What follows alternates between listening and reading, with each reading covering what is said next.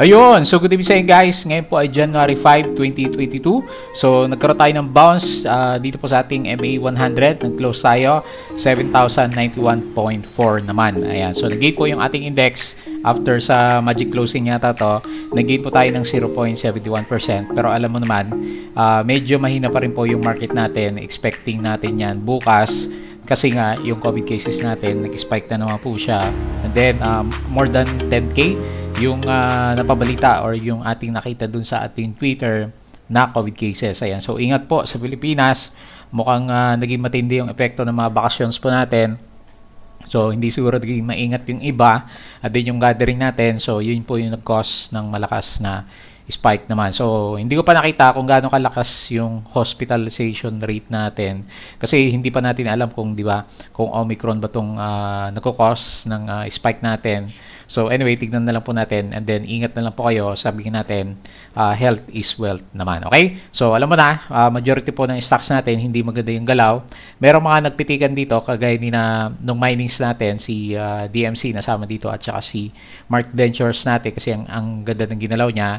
Mga mining kasi yung effect naman sa kanila. Pero yung ibang stocks natin, halimbawa si SPNEC, nag-drop siya, ACN, ganoon din. Medyo malakas yung drop ni ACN natin. Si dito po natin, hindi pa rin naman masyadong gumagalaw. Pero nagulat ako meron siya malakas na net foreign buying kanina. Hindi ko alam kung related dun sa kanya stocks rights offering. And then tingnan po natin yung overall picture po ng ating PSEI markets naman. Okay? So, as usual guys, kung bako lang dito sa ating trading channel. So, gaya ng dati, disclaimer lang po. So, for education purposes lang po itong ginagawa natin na video. Madalas ko naman sabihin sa inyo na wag mo pong gagamitin to as a reason para mag-buy, mag-sell, or hold po ng mga stocks. So, due diligence na lang po kung ano yung bibilin mo. Kasi especially during this time, nasa risk na naman tayo. Kasi kung nag-spike na naman yung COVID cases natin, expect mo, magkakaroon naman ng malalakas na drop yung market natin gawa nga ng mobility restriction. So yung kasing ginagawa ng government natin kapag dumadami yung COVID cases, tinataasan yung alert level natin. Kaya naging mahigpit. Syempre yung mga negosyo natin hindi masyadong kikita kasi nga hindi inaalaw yung massive na mobility. Tapos ngayon nagkakaroon ng restriction.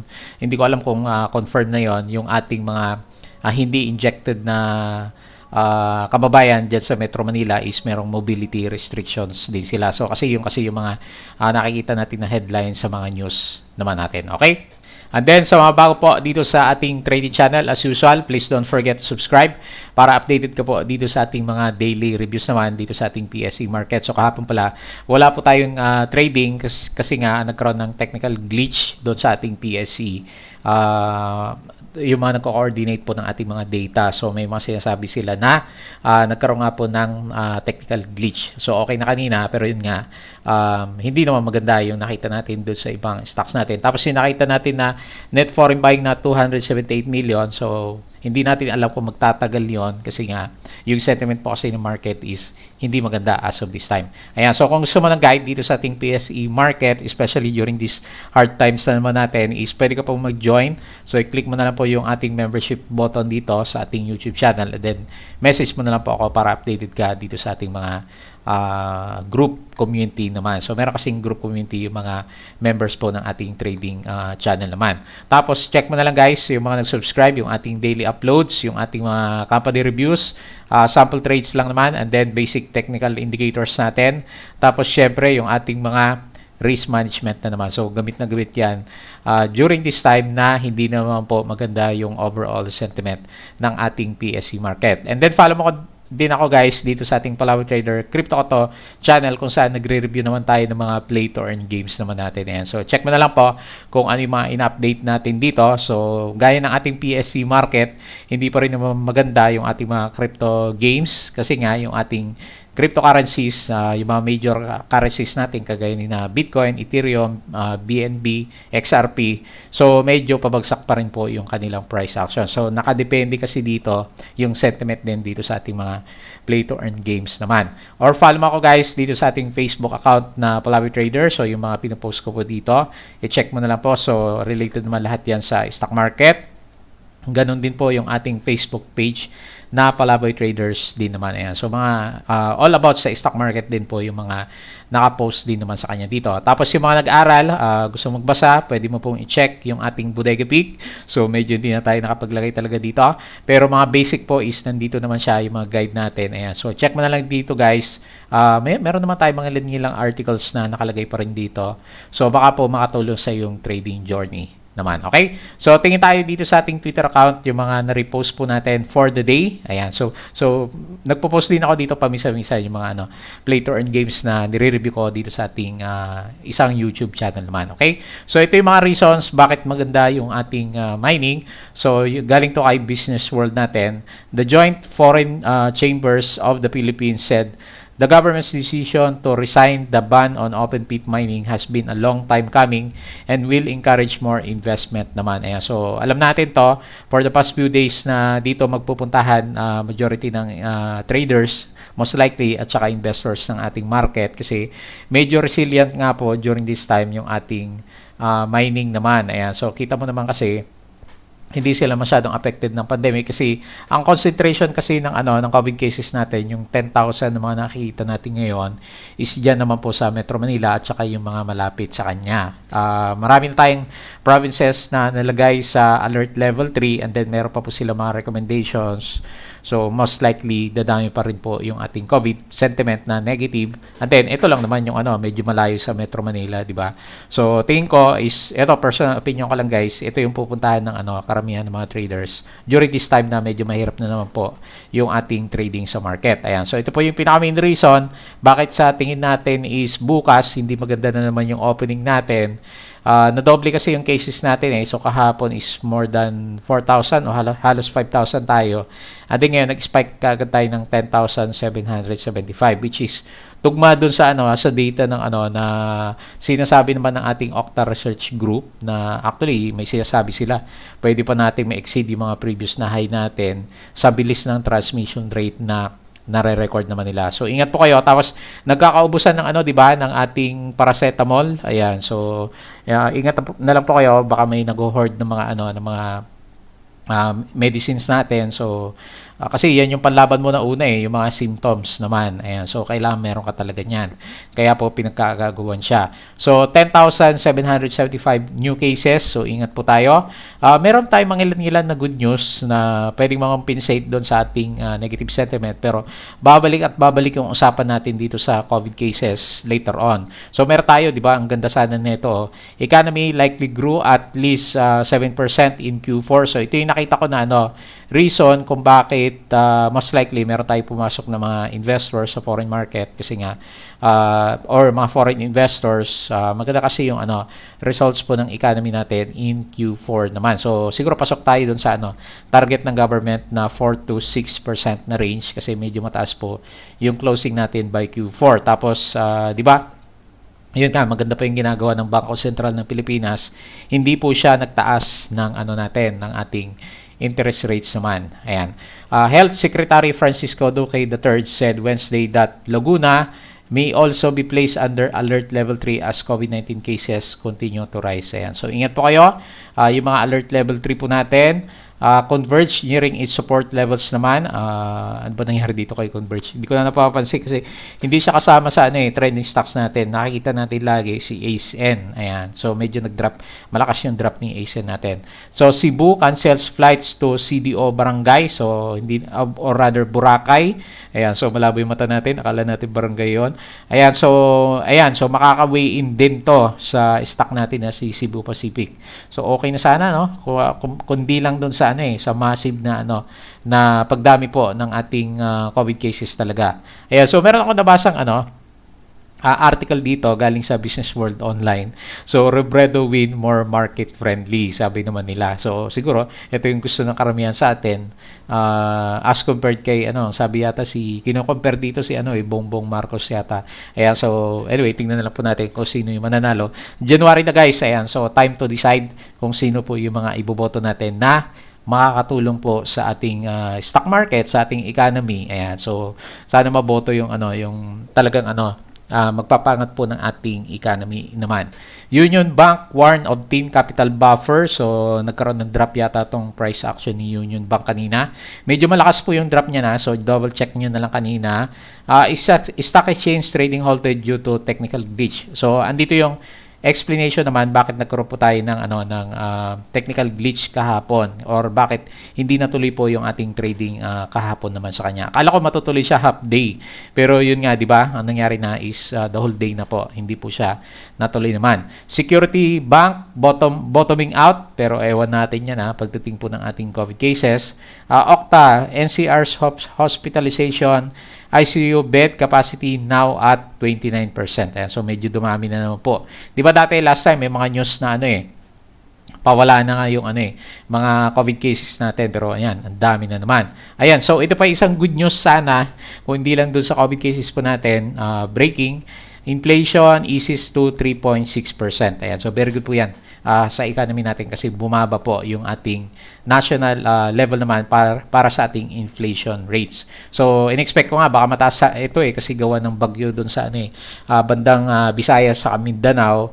Pero yun nga, yung overall na result, siguro sa January, magiging mataas yung inflation natin.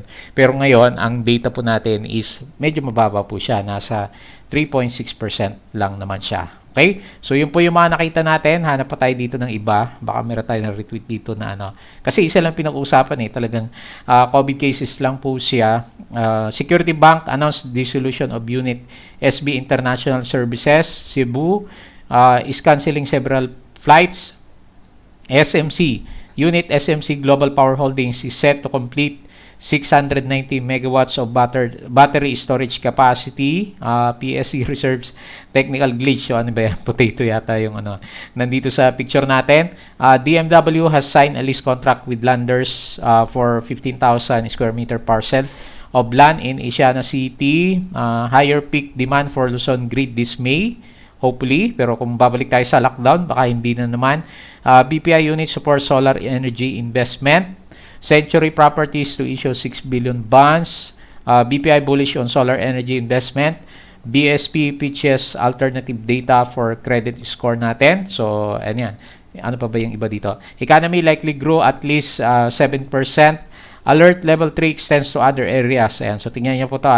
Malacanang, Place, Bulacan, Cavite, and Rizal on alert level 3 from January 1 to January 15 naman. Ayan. So, nasugod na naman sa sa mga stocks po natin.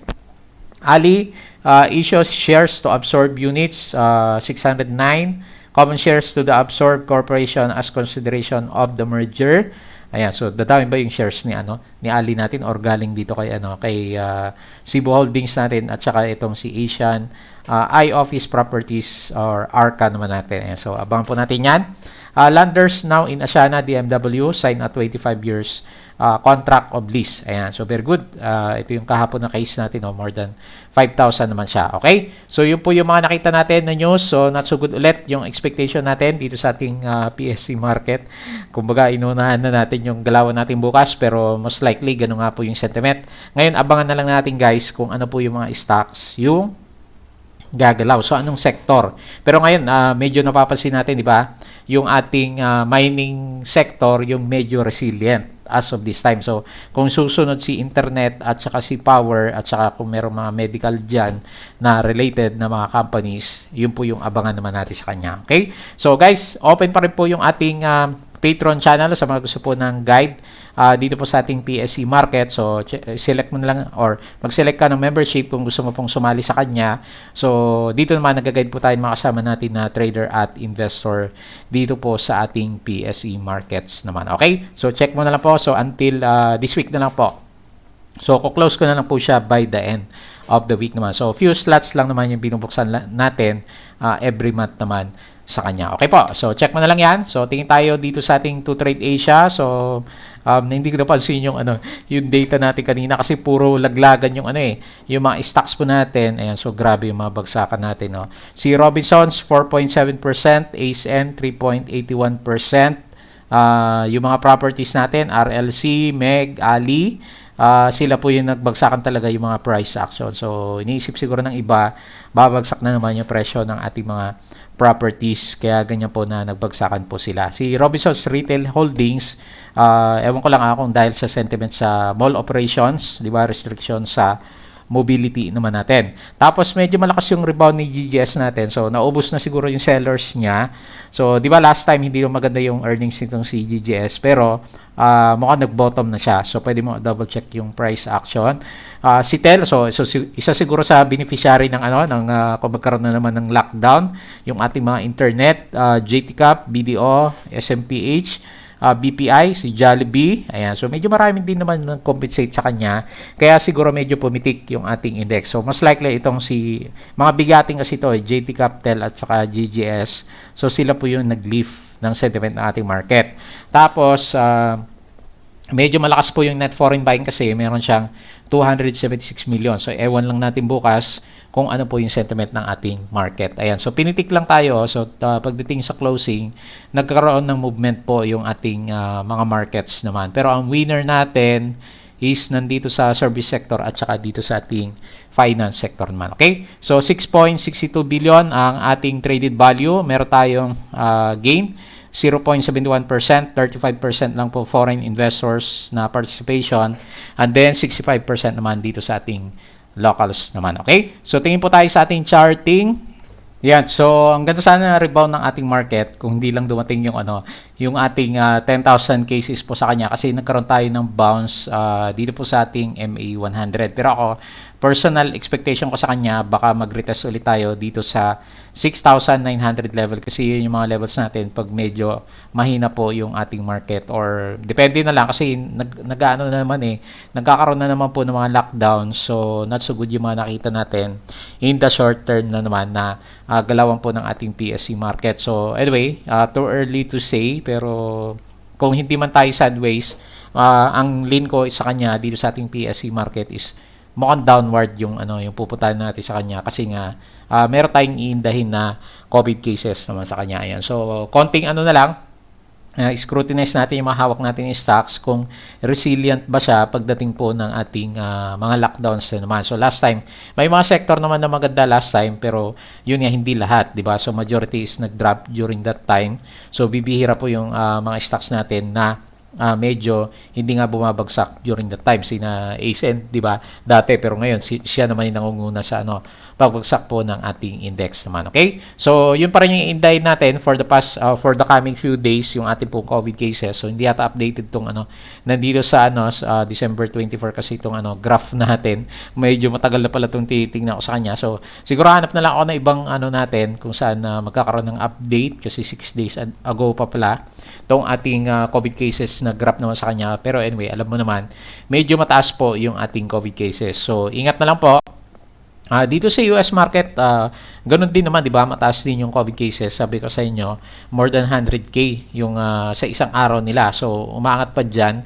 And then, majority po ng cases nila ngayon is gawa nga po ng Omicron virus. So, most likely, yun din yung tatama sa atin kasi yun yung pinakamabilis na kumalat as of this time naman. So, pero tignan mo, hindi naman ganun kalakas yung drop yung kanilang mga markets as of this time. Kasi nga, sa kanila, open market. Tayo kasi, meron tayong mobility restrictions sama sa kanya. So anyway, overall picture dito sa bandang US kahapon, medyo nag-drop din sa Nasdaq, pero ngayon mukhang sideways lang sila. At then makita mo dito sa bandang Europe is okay din naman yung galawan po ng kanilang mga charts. So medyo nag-drop tayo dito sa Asian market, malakas, actually malakas nga eh. So more than 1% po, majority po ng mga stocks dito sa ating ASEAN market is nagkaroon ng drop naman sa kanya. So maganda pa yung nangyari sa atin kahit pa paano nagkaroon tayo ng gain na 0.7%. Pero yun nga, babawin din naman bukas. Ganun po yung ating personal na expectation naman na galawan po ng ating PSE markets naman. Okay? So, pagdating sa cryptocurrencies, syempre, hindi maganda kasi mapula po yung mga nakikita natin sa kanya. And then, ganun din sa mga play to earn games natin. So, wala na bang ibang markets na maganda during this time? So, talagang pabagsak po karamihan. Kahit po dito sa ating cryptocurrencies, nagbabagsakan din po yung kanilang mga price action naman. So, during this time yata, mas maganda cash is king muna hanggang sa humupa po yung negative sentiment po ng ating markets naman. Okay po. So, yun po yung ating overall picture. So, wala na akong iba nakitang news. maliban sa dinadamdam po ng ating PSE market, yung negative sentiment po ng pagdami ng ating COVID cases naman sa kanya. Okay, so tingin po tayo dito sa ating mga trending stocks. So unahin natin. Sino ba nauna? SPNEC. Ayan. So, medyo malakas po yung drop niya. So, hindi ko rin in-expect na ganyan kalakas yung drop niya. So, nag-profit taking na po yung iba. Pero kanina umaga, okay naman siya kasi nga green po yung ating opening sa kanya. Tapos, nag-gain pa nga siya, mababa pa siya ng mga 3%. And then, suddenly, nagkaroon na siya ng drop ng kanyang price action. So, anyway, takot karamihan mag-invest during this time, most likely. Kasi nga po, alam niyo na, nangyari last time pag nagkakaroon ng mga lockdown, nagtatakbuhan po yung ating mga investors and then syempre bumabagsak yung ating mga price action naman sa kanya. Ayan. So, nag-drop siya below ng nakita natin na trading channel last time. Kasi yung guhit natin sa kanya last time nandito sa MA9. So, ngayon, most likely, meron tayo retest na gagawin dito sa mga support natin at around mga 1.15 levels or siguro mga 1.1 dito kay SPNEC naman natin. So, gaano kalaki yung drop niya? Tingnan natin siya. Meron siyang negative 6.92%. So, medyo malakas din. Net foreign buying, 2.4 million. Si Abacus Call ang main buyer and then si Abacus at saka si Call yung ating pinaka-main seller naman sa kanya. So, not so good. Yung galawan po ng mga stocks natin, SPNEC, downtrend. Most likely, retest po tayo ng support sa mga 1.15 hanggang 1.1 levels naman. Tapos itong si ASN po natin, yung kasunod natin, nag-drop din po siya. So medyo malakas din yung drop ni ASN. So mabigat to kasi nga, isa sa mga major indices po natin itong si ASN natin. Tapos, umabot pa siya ng halos 5% ba kaninang umaga. And then, nag-close na lang tayo sa kanya is umabot tayo ng negative 3.81%. So, tapos malakas na yung ating net foreign selling sa kanya. So, Call BDO yung main buyer and then Mandarin at saka si Philstock yung ating pinaka-main seller. So, andyan sina JP Morgan, nagbebenta din sila. So, nagpa-profit taking po karamihan kasi nga nagkaroon tayo ng breakdown na sa support pa natin ng mga 10.3 levels. So, dati, pinag-usapan natin yung mga strong support areas natin is dito sa lugar na to. Pero for the past 2 days ng trading nga po is hindi nga po siya maganda. So makita mo naman nagkaroon na po siya ng breakdown. So yung ating next support, medyo malalim kasi yung yung next support level natin sa kanya is malapit dito sa 9.4 level naman. Ayan. So abangan na lang po natin.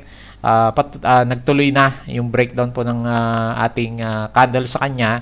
So most likely ito yung bago nating trading channel which is downtrend na nga po yung initial na nakita natin dito kay ASN naman. So, yan na lang yung nakita natin. So, medyo wala na po tayo sa uptrend. So, check mo na lang.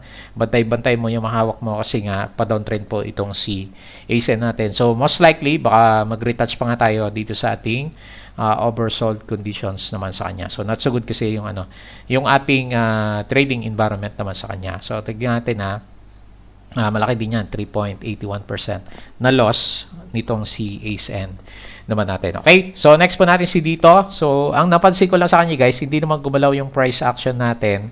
Nagko-conso pa rin yung prices natin and then most likely, inaantay na lang po niya yung result ng ating stock rights offering. So, nandiyan pa rin naman yung price natin, 5.06 which is halos pares lang doon sa ating 4.88 na stock rights offering. So, gaya na sabi sa inyo, not worth it bumili kung halos kapares siya nang nandito sa ating PSE market. So, yun naman yung personal na ko sa kanya guys. Yung personal na nakikita ko sa kanya kasi syempre mas kung halos pares lang naman niya yung nandito sa market, di abangan ko na lang mag-rebound yung price action po dito natin saka tayo mag-try na mag-trade kaysa bumili sa SRO kasi bibigat pa kasi yung number of shares po nitong si dito unless, gaya ng sinabi natin last time, magkaroon siya ng news with regards po sa foreign ownership. Kasi nga, di ba na-aprobahan na sa Senate yung pagkakaroon po ng foreign ownership dito sa ating mga telco players. So, abangan na lang po natin. Yun na lang yung nakita ko na parating na catalyst po ni dito or kung dadami ulit yung subscriber niya kasi magkakaroon daw siya ng broadband service starting this year naman. So, yun po yung mga abangan natin kay dito CME Holdings naman natin. So, meron siyang malakas yung net foreign buying natin sa kanya, umabot siya ng 16 million. So, unusual din siya, malaki. Meron siyang gain ng 0.4%. BDO Mandarin yung main buyer and then PEP at saka si Call yung ating pinaka main seller naman sa kanya. Okay? So wala na po tayong iba nakitang catalyst kay dito. And then sa mga related sa mining natin, itong si DMC, ano ba nangyari sa kanya? Tinuloy niya yung yung breakout ng price pero nagkaroon siya ng konting profit taking, pero nonetheless, maganda pa rin po yung galaw nitong si DMC. So meron siyang saan ba siya? Nauntog siya sa 8, meron siyang gap dito. So baka i-retest tayo dito sa 8.25. Especially medyo maganda yung bounce niya, technical bounce niya dito malapit sa ating MA100. So meron siyang magandang ascending triangle formation, tapos yung ating RSI nagkaroon din po siya ng breakout above po ng ating RSI 50 level naman sa kanya. So tingnan lang po natin kung maging maganda yung price action ni DMC, pero dahil meron nga siyang hawak ng mga mining companies natin, si SEC natin, so tingin ko magiging magandang catalyst yun para kahit papaano hindi naman bumagsak yung price action po nitong si DMC natin during this time na babalik na naman tayo doon sa mga lockdown situations po natin. So meron siyang gain 1.01%, net foreign selling siya, negative 11 million, call Papa yung main buyer, and then call BPI yung ating pinaka main seller naman sa kanya. Okay? So net foreign selling tayo kay DMC, and then lastly itong si SEC natin. So ayan, pumitik siya, di ba? Ganun din si si Mark Ventures po natin. Ayan, so hindi ko na isama pala si Mark dito sa listahan natin.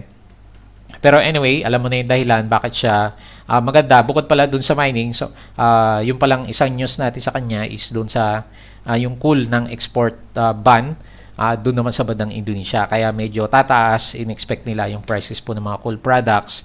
And then major producer po ang Pilipinas. So isa si SEC doon sa mga beneficiary po ng good news na yan sa kanila. So naglilim na ako, magkakaroon siya ng fill the gap dito sa around 26 pesos. Hopefully tumuli po siya kahit papano para meron naman tayong makita-kita ng mga stocks na medyo maganda po yung kanilang galawan naman. So nagkaroon siya ng gap up, so very good yan. Indication na strong yung buying momentum. Support natin ngayon yung gap up niya dito sa around 23.5 naman, or dito sa bandang baba niya mga 23.4 levels naman. So meron siyang gap na pwedeng i-fill, kaya niyang itulak yan, especially kung meron siyang volume na sunod-sunod na darating for the coming few days naman. Okay, so ganun din po yung mga minings. So 5.75% yung gain ni SCC, so ganda. Meron siyang net foreign selling, negative 9 million, call PEP yung main buyer, and then call FMS yung ating pinaka main seller naman sa kanya. Okay? So, yun lang muna yung ating review for today dito po sa ating mga trending stocks. Ayan. So, hopefully, malapasan ulit natin itong drop na to kasi nag-expect na nga tayo magkakaroon ng drop si PSE market. So, nag-rebound naman si PSE market natin kahit na medyo marami tayong lockdown situations na pinagdaanan last time. Nagre-recover naman siya. So, yun lang, kailangan mo maging patient para maghanap ng stocks kung alin dyan yung pumipitik at saka alin naman yung iwasan natin yung patuloy na bumabagsak hanggang sa ngayon naman. Okay po, so ingat po kayo lagi. As usual, please don't forget to subscribe dito po sa ating Palabi Trader na YouTube channel, yung Crypto Koto channel, so yung mga play to earn games natin. So kung gusto mo i-check mo na lang po yung ating Palabi Trader Facebook account, Facebook page, Bodega Peak, yung ating Twitter, and then yung ating Patreon. So guys, kung gusto mo ng guide dito po sa ating PSE market, so pwede mo po tingnan to. Baka po makatulong ako sa yung trading journey naman, especially during these difficult times na naman po dito sa ating PSE markets naman. Okay po, so yun lang. Maraming salamat at kita po ulit tayo bukas.